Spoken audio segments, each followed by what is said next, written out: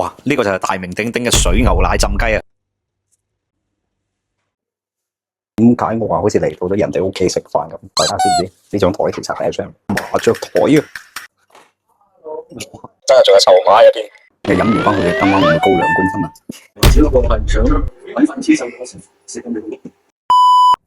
我冇一套水浸雞，大家食得多啦。水牛奶浸雞，大家有冇食過呢？今日帶大家響廣州食一間私房菜嘅水牛奶浸雞，而且呢間店入邊係得3張台咋。事不宜遲 ，Let's go！呢間店真係，我真係好想問下個老細，點解會揾一間咁偏僻嘅店呢？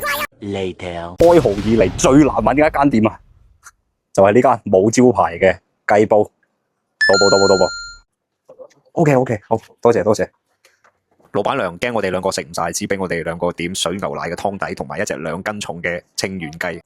點解我話好似嚟到咗人哋屋企食飯咁？大家知唔知呢張台其實係一張麻雀台啊？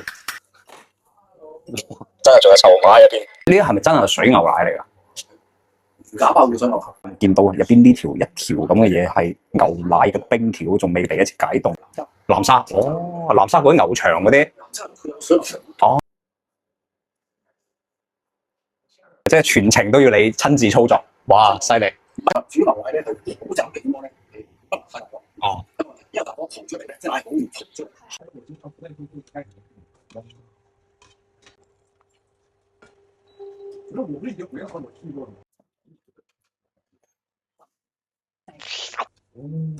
而家你飲呢碗同你食完啲雞再飲嗰啲唔同，哦，因為啲雞已經浸咗出味喺入邊啊嘛。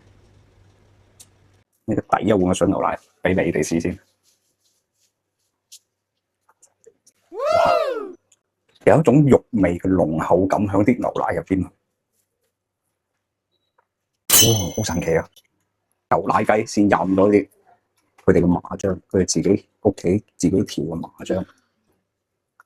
哇！幾多收到啊？啲麻醬咧浸落去咧，隻雞又香又滑。中意薑葱嘅朋友仔可以攞隻雞飲啲佢哋嘅小黃薑嘅薑葱。雞皮咧好滑溜，我本來期待咧佢浸完牛奶之後，隻雞係充滿咗牛奶味，其實冇啊。雞係只不過被浸熟咗，但係反而係呢碗牛奶湯入邊真係充滿咗雞味。雞咧完全冇因為佢浸咗牛奶之後冚咗啲雞味，反而我覺得啲雞味仲提鮮咗添。佢比一般攞水浸雞嘅嗰種雞肉嘅皮係滑溜好多，所以就知道點解啲靚女都係攞啲牛奶沖涼。我已經冇聲出啦，你話？即係有意見。